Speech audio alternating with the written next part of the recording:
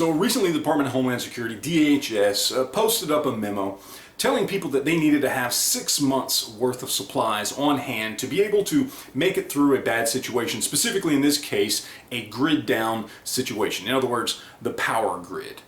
Basically, they wanted people to realize they needed, 6 months worth of food, water, supplies, whatever it may be, just in case something bad and catastrophic happens to our power grid in this country, specifically due to terrorist attack or some other sort of attack, whether it be from another country or whatever, because our grid, our electrical grid, is considered a prime target when it comes to anybody that might want to do harm to our country and to our people. Now, for those that don't know, we actually have 3 power grids in the country. We have the East Coast grid, the West Coast grid, and then Texas has its own power grid. Now, any one of those gets taken out, regardless of how that happens, it is a devastating event, and people are going to die one way or the other. Even if everybody out there prepped for 6 months worth of staying in your home, whatever it may be, food, water, medical supplies, hygiene supplies, firearms, ammunition, anything, people will still die. I mean,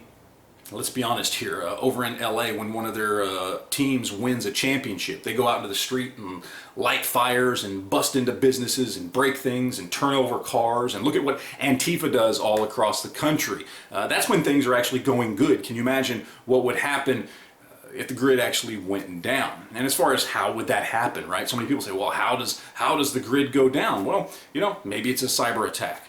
Maybe it's an outright attack, a physical attack on a facility. Or maybe, like they've done in the past, it just takes one determined person who's willing to give his life to hijack a plane and fly it into a building. I mean, these things can happen if somebody really, really wants it to happen. And so, yeah, what the Department of Homeland Security is saying is actually a good thing. It's actually correct. You should be prepared with food and water and medical supplies and hygiene and guns and ammo as well, to be able to take care of yourself and your family and your loved ones. So the question really comes down to whether or not you are prepared. And if you aren't now prepared, are you willing to take the steps necessary to get prepared in case something like this actually does happen?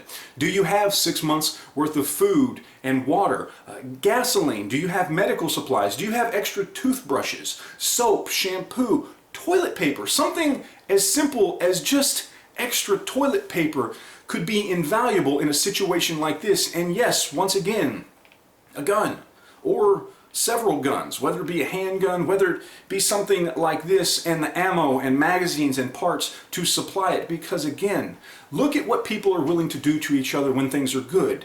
Can you imagine what people would be willing to do to each other when things are that bad?